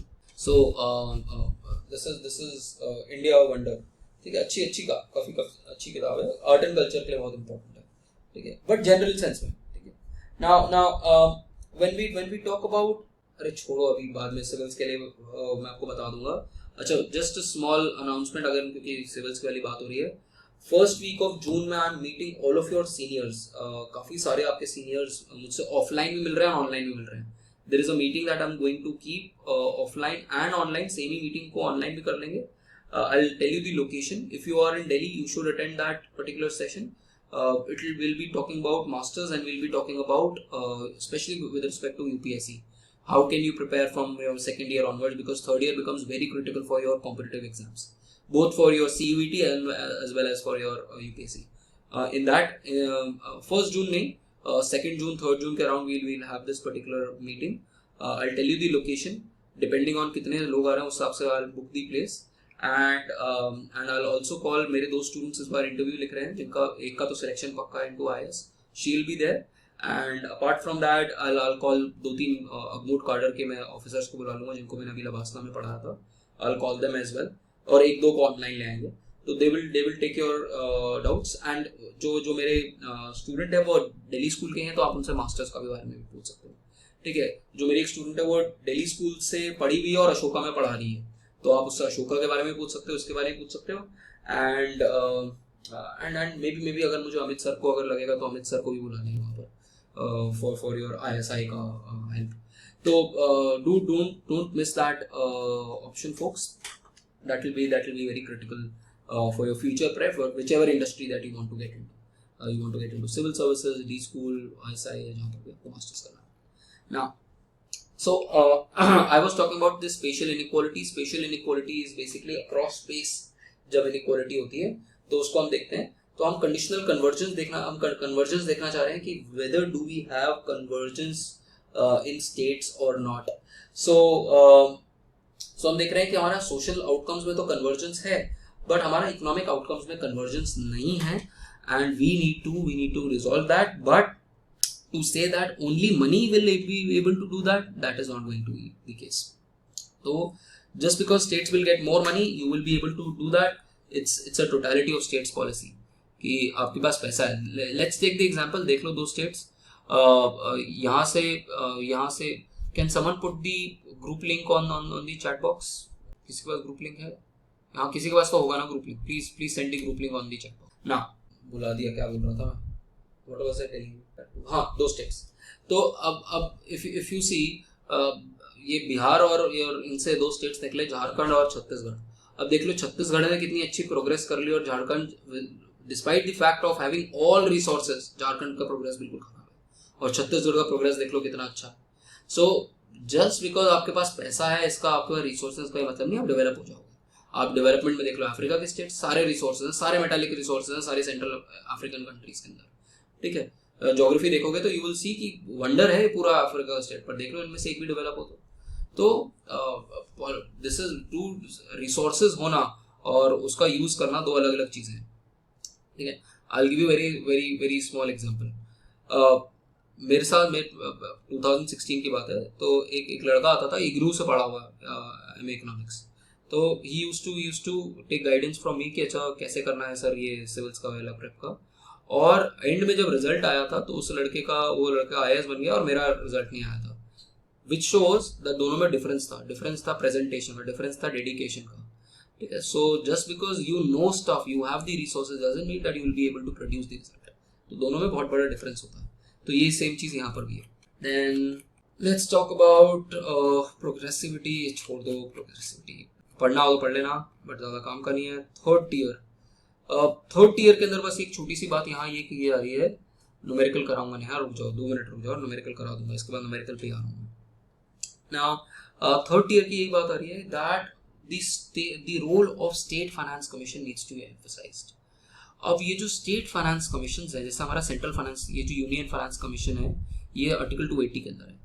ये सेंट्रल गवर्नमेंट, ये सेंटर और स्टेट्स के बीच में पैसा डिवाइड करता है. यू हैव हर स्टेट के अंदर is a state finance commission which divides the money between the state government and the local bodies.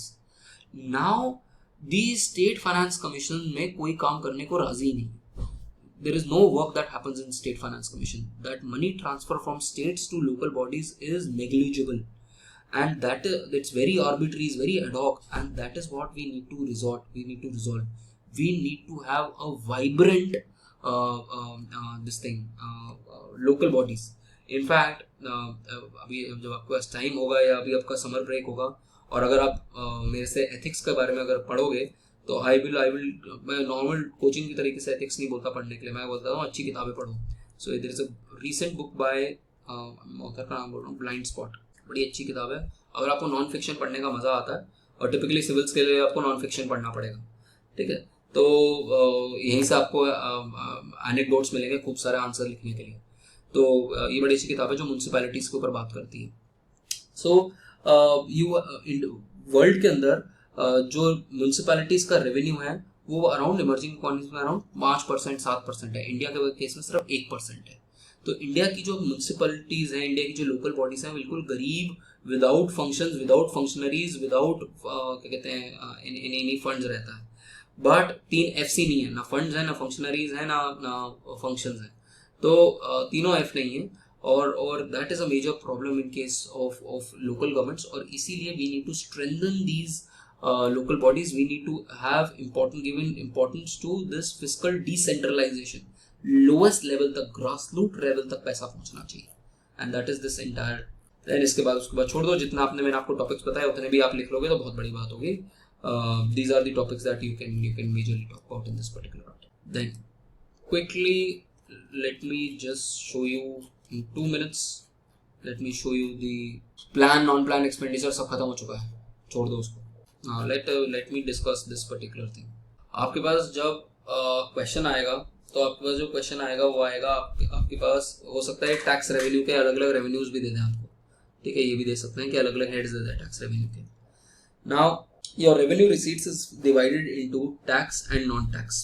तो अगर आप इन दोनों को ऐड करोगे तो आपके पास आ जाएगा रेवेन्यू रिसीट्स. ठीक है, then your capital receipts are actually divided into 2 parts, which is called as debt making and non-debt making.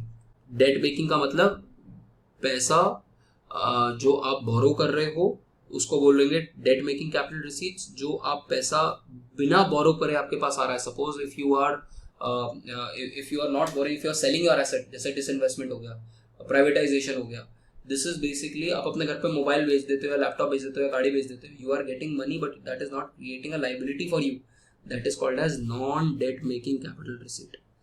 ठीक है, अब ये जो है recovery of loans and other receipts, these are non debt making capital receipts. ध्यान रखना, other receipts and क्या कहते हैं रिकवरी ऑफ लोन्स, ये दोनों के दोनों non debt making capital receipts हैं। डेट मेकिंग कैपिटल रिसीट्स का मतलब ही यही होता है borrowings. This is nothing but debt making capital receipts, which is also called as fiscal deficit. इसी को हम fiscal deficit भी बोलते हैं। ठीक है, अगर आप कैपिटल रिसीट्स और रेवेन्यू रिसीट्स को ऐड करोगे तो आपके पास टोटल रिसीट्स आ जाएगा, लिखा हुआ है 1। ठीक है, तो आपको ये पहले तो फॉर्मूला आपको पता होना चाहिए। Then let's get into the expenditure side. Expenditure side के अंदर you have revenue expenditure and you have capital expenditure. Now revenue expenditure में भी हमने क्लासिफिकेशन करा हुआ है कई तरीकों का, but 2 major head revenue expenditure के हमने एक्सप्लेन किए हुए हैं। ये 10A ही मान लो इसको, 10A और 10B, ये रेवेन्यू एक्सपेंडिचर का ही पार्ट है। लिखा हुआ है on revenue account of which का मतलब this is part of this interest payment and grants in aid for creation of capital assets, grants to states for creation of capital assets. तो ये दोनों अलग इसलिए लिखे हुए क्योंकि इनका यूजेज आएगा। तो ये सब कुछ जब आप रेवेन्यू अकाउंट को ऐड करोगे, ये वाला अमाउंट ऐड करोगे और जब कैपिटल अकाउंट ऐड करोगे 10 प्लस 13 करोगे तो आपके पास टोटल एक्सपेंडिचर आ जाएगा। ठीक है, टोटल एक्सपेंडिचर और टोटल रिसीट हमेशा मैच करनी चाहिए, पहली बात तो ये। नाउ दूसरी चीज, अब हम देखते हैं अलग अलग चीजें। Let's first see revenue deficit क्या होता है। ठीक है, अभी मैं आपको इफेक्टिव कैपिटल एक्सपेंडिचर भी बता दूंगा। Revenue deficit is basically revenue expenditure, ये जो एक्सपेंडिचर है माइनस रेवेन्यू रिसीट, ये जो 1 वाला था, इसको बोलते हैं रेवेन्यू डेफिसिट। ठीक है, बिल्कुल simple. Then let's see fiscal deficit. Fiscal deficit is nothing but borrowings. तो अगर आप ये अमाउंट देखो, ये अमाउंट देखो 178 समथिंग और ये अमाउंट देखो 178 समथिंग, सेम ही अमाउंट है। तो अगर आप सीधा, अगर आपके पास बोरोइंग दे रखी है तो आप सीधा लिख सकते हो यही फिस्कल डेफिसिट है। या फिर आप क्या कर सकते हो, you can say fiscal deficit is my total expenditure which is 9, ये total expenditure, revenue expenditure plus capital expenditure, minus 1 which is your revenue receipts, 1 आपका revenue receipts था, minus 5 minus 6 which is basically non debt making capital receipts। तो ये non debt making capital receipts हैं, ये non debt making capital receipts हैं और ये आपका revenue receipts हैं। तो अगर आप ये कर दोगे तो आपके पास आ जाएगा डेट मेकिंग कैपिटल रिसीट्स, और debt making capital receipts is nothing but fiscal deficit. ठीक है, तो ये आपकी दो चीजें, तो ये आपको तो निकालने को आएगा ही आएगा। अब फिस्कल डेफिसिट जो होता है वो आपकी बोरोइंग्स होती है। कई बार हम इसलिए बोरो करते हैं कि किसी और को हमने पहले इंटरेस्ट देना था, उसके लिए भी बोरो कर रहे हो। कई लोग होते हैं ना कि बोरो कर रहे हैं, बट बोरो इसलिए कर रहे हैं कि आगे किसी को इंटरेस्ट पे करना है पहले का लोन का। तो अगर आप अपनी बोरोइंग से, if you remove from your borrowing, if you remove interest payments, 11 वाली आइटम, इंटरेस्ट पेमेंट अगर आप रिमूव कर देते हो तो you get primary deficit, the deficit of that particular year, that the new deficit that you are creating, the new borrowings that you are doing, that is called as primary deficit. The other two things are effective revenue deficit. Effective revenue deficit is revenue deficit से जब आप grants in aid for creation of capital assets हटा देते हो, which basically country में तो capital assets बन रही हैं, तो अगर आप वो हटा देते हो तो you get effective revenue deficit। And effective capital expenditure is basically capital expenditure on capital account plus grants in aid for creation of capital assets। इन दोनों को अगर आप ऐड कर दोगे capital expenditure आ जाएगा। I am expecting a short note on this and I am expecting a numerical on this। Oh, Akshita, effective revenue deficit is revenue deficit minus grants in aid for creation of capital assets। ये आपका effective revenue deficit है। और आपका effective capital expenditure is capital expenditure plus grants in aid for capital. मैंने बताया कि मुझे effective capital expenditure पे मुझे वो है, उम्मीद है कि इसके ऊपर क्वेश्चन बनेगा क्योंकि नया टर्म ऐड हुआ है। Now let me discuss the syllabus with you. ये हमारा न्यूमेरिकल हो गया, FRBM एक्ट, अगर टाइम होगा तो मैं आपको पढ़ाऊंगा। नाउ की टू बजट डॉक्यूमेंट्स, ये आपको, ये मैंने ऑलरेडी क्लास में, या मैंने ऑलरेडी इसके वीडियोस बनाए हुए हैं। की टू बजट डॉक्यूमेंट आपको पता होना चाहिए कि कि बजट का फॉर्मेशन जो है वो कैसे तरीके से होता है, आपका रेवेन्यू अकाउंट क्या है, आपका रिसीट साइड क्या है और एक्सपेंडिचर साइड क्या है। तो इसका जो पूरा एनालिटिकल साइड है ये आपको पूरा पता होना चाहिए, ठीक है। ये मेरे लेक्चर्स में ऑलरेडी गिवन है। Then budget at a glance, इस बार का बजट एट अ ग्लांस आप देखोगे और ये बेसिकली बजट मेकिंग प्रोसेस के ऊपर है। इसके ऊपर छोटे से शॉर्ट नोट्स आ जाते हैं, वोटेड एंड चार्ज एक्सपेंडिचर क्या है और एक्चुअल्स और रिवाइज एस्टिमेट्स और बजट एस्टिमेट्स क्या हैं, इस तरीके से छोटे छोटे क्वेश्चन आए हैं। जीएसटी मैंने आपको ऑलरेडी सारा का सारा आपको पूरी समरी जीएसटी की यहाँ पर मैं आपको बताई हुई है। क्रिटिकल एनालिसिस ऑफ जीएसटी के ऊपर आ सकता है, एक क्वेश्चन तो आपका जीएसटी पे बनेगा ही बनेगा। तो यहाँ से आपका one numerical 100% plus 1 8 marker, at least 1 8 marker if not 2 then, तो ये तो छोड़ना ही नहीं है। जीएसटी के ऊपर से 1 8 मार्कर या फिर 15 मार्कर। फिजिकल इसके ऊपर अब इनमें से आई एम एक्सपेक्टिंग, क्योंकि ये नई रीडिंग है इसलिए मैं एक्सपेक्ट कर रहा हूँ कि एक 8 मार्कर यहाँ से इससे दे दें। इससे कई बार दे देते हैं कई बार नहीं देते, but that depends on you whether you want to do it. इसके ऊपर तो एक 15 मार्कर तो बनेगा ही बनेगा। अगर आपका पुराना पैटर्न रहता है तो फाइनेंस कमीशन के ऊपर 8 मार्कर या 15 मार्कर तो बनेगा ही बनेगा। तो प्रिपेयर दिस, और मैंने आज आपको पूरी समरी बता दी है, उससे ज़्यादा आपको करने की ज़रूरत भी नहीं है। तो आई हैव नो मतलब आई मीन उसके बाद तो कोई ज़रूरत नहीं पड़नी चाहिए कि आपको कोई भी चीज़ इशू हो। बजट की कोई वैल्यू लर्न करने की ज़रूरत नहीं है, बिल्कुल मत पढ़ना। देन इकोनॉमिक सर्वे, ये मेरा ऑलरेडी वीडियो है, देख सकते हो। सबसे इंपॉर्टेंट भी यही चैप्टर है, इसके ऊपर तो 100% क्वेश्चन बनेगा ही बनेगा। आइडियली मुझे लगता है प्राइसेस एंड इन्फ्लेशन पे बन जाना चाहिए और मॉनेटरी मैनेजमेंट, और मिक्स करके इन दोनों में से बन जाना चाहिए, क्योंकि इन्फ्लेशन जो है एक बड़ा मेजर इशू चल रहा है कंट्री के अंदर। तो इन दोनों में मिल मिला के इसके ऊपर क्वेश्चन दोनों का आना चाहिए। तो वो आंसर लिखोगे तो दोनों को मर्ज करके लिखोगे, और एक क्वेश्चन स्टेट ऑफ इकोनॉमी से आना चाहिए। एक 8 मार्कर यहाँ, 8 मार्कर यहाँ पर 15 मार्कर, यहाँ पर एक 8 मार्कर, यहाँ पर एक 8 मार्कर, और यहाँ से 8 मार्कर। तो ये मेरे हिसाब से this is what my division of paper is. Budget at a glance, तो एक बार वो बजट का जो होता है ना डॉक्यूमेंट की न्यूमेरिकल जो होता है वो आप बजट एट अ ग्लांस से तो सॉल्व करोगे। तो बजट एट अ ग्लांस इसलिए इम्पोर्टेंट। ये एसटीओई क्या है भाई साहब, तो बता दो। एक्सटर्नल सेक्टर का summary you can do it from vision का समरी ले लो। State of the economy is important, read about state of the economy, इसका ऑलरेडी वीडियो है। I cannot take any more sessions. In fact, I have मैं आपसे session ले रहा हूँ रात के 11:30 बज रहे हैं। I have a session at Jaipur tomorrow at 10:45. I need to wake up on time for that. So I have to prepare that lecture. So vision से, और साथ में मेरा भी एक लेक्चर है, वो मेरा लेक्चर भी देख सकते हो। I think उसमें मैंने ठीक से कराया हुआ। So this is about it from my side, folks. And I wish you all the best. I don't think I'll be in a condition to take more doubts. And उससे पढ़ सकते हो विजन से chapter number 11 if you want to read it. ठीक है, so that's it from my side. Let me just hold on a second, folks. Everything is messed up now. इतनी देर की पढ़ने के बाद. So PDFs, Deepa, all the PDFs you can get from the Inter College Coordination Group. So petroleum prices please एक बार देख लो, मेरा mark करा हुआ आर्टिकल, अगर साथ साथ पढ़ोगे तो आपको जल्दी से हो जाएगा, should not be an issue. So I just wanted to say that we will continue with these open lectures. मैंने उसके ऊपर अपने लेक्चर्स डाले हुए हैं इकोनोमेट्रिक्स के, so make sure that you watch all these econometrics lectures. अगर आपने नहीं पढ़ा तो इकोनोमेट्रिक्स का आप लेक्चर्स देख लेना, आपके पास टाइम गैप बहुत कम है तो पहले से देख के रखना। 10 years जरूर सॉल्व कर लेना, उसके बाद you will be able to get decent marks through that. I have already sent you the notes, Edfolio app पे ऑलरेडी नोट्स भी पड़े हुए हैं एंड चैप्टर वाइज आपके नोट्स भी पड़े हुए हैं उसके अंदर। So if you go to Edfolio, आप पर इंट्रोडक्टरी इकोनोमेट्रिक्स में मार्क्ड रीडिंग्स पड़ी हुई हैं just like this.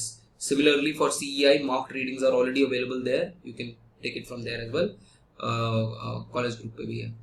And for macroeconomics I have given you cheat notes for 3 major important topics: Holodomor, Solo and endogenous. इनमें से 2 questions आपके यहीं से बन जाते हैं पेपर में, ठीक है। So and I also send you notes for international वाला जो macro वाला topic है, उसके भी मैंने आपको notes डाले हुए, ठीक है। Coming to Micro is going to is basically micro is going to be the bane of your life in the last semester and as well as in this semester. Micro का paper लगता बड़ा manageable है but होता सबसे ज्यादा शैतान है, और माइक्रो में सबसे ज्यादा बैक आती है. ध्यान रखना, इकोनोमेट्रिक्स में इतनी बैक नहीं आती. इकोनोमेट्रिक्स में आज से कुछ साल पहले बैक आती थी. कोविड के बाद से जब से मैंने लेक्चर डाल दिए लोगों की बैक आनी बंद हो गई. ठीक है, इतना मैं अपने आप को थोड़ा बहुत क्रेडिट दे देता हूँ कि कोचिंग खत्म कर दी है इकोनोमेट्रिक्स की. ठीक है, but the problem is still with micro. Next year तक मैं माइक्रो को भी डाल दूंगा, बट अभी आपको माइक्रो पढ़ना पड़ेगा. और माइक्रो पेपर कंप्लीटली न्यूमेरिकल आता है, तो थ्योरी पढ़ के चले जाओगे तो फेल हो जाओगे. सो मेक श्योर कि माइक्रो के पेपर्स को तमीज से उसको रिस्पेक्ट देके उसका टेन्योर सॉल्व करना है, न्यूमेरिकल सॉल्व करने. ठीक है, I will share the macro notes again. मैंने ग्रुप पे कई बार भेजा हुआ है, मैं फिर से भेज दूंगा आपको मैक्रो के नोट्स. ठीक है, और एक काम करूंगा, जो सीआई के नोट्स है ना, सीआई के नोट्स में मैं एक नया कॉलम बना के उसमें मैक्रो के नोट्स भी डाल देता हूँ. जो एडफोलियो की ऐप है उस पर आपको मैक्रो के नोट्स मिल जाएंगे. ठीक है, so this is about it. And post, if you are in Delhi folks, please come for that particular event. We'll resolve a lot of your career options. After app is Edfolio, मैं group पे link भेज दूंगा. And it'll solve a lot of your queries with respect to your preparation for civil service and for masters. And it will also solve and how to do it without coaching. The best thing is how to do all of this without coaching, self prep se. In fact, without coaching is the best way forward for any of these competitive press, except for I would say ISI की preparation. वहाँ पर थोड़ी सी आपको help चाहिए होती है, but apart from that, सब कुछ आप अपने आप कर सकते हैं. And I will have people from all over. ISI से लोग ले आऊँगा. I will get people from Delhi school. I will get people from civil services. ठीक है, so come there. If you're not in Delhi, join online. Online join कर लो, उसमें online के अंदर same Zoom link के साथ we will do that. चलो, so see you in first week of June folks. I will not be able to communicate any further because I have my own law exams. मैं आपको पढ़ा रहा हूँ, मेरे 20 से लेकर 30 तक लास्ट सेमेस्टर 6 सेमेस्टर के लॉ के एग्जाम्स हैं. So I will not be able to come for any other help. मुझे अपने सिलेबस शुरू करने हैं in fact. So I will not be able to help you in your exams any further. ठीक है, so thank you very much and we'll coordinate on the coordination group. ठीक है, okay, all the best folks. Bye. Good night.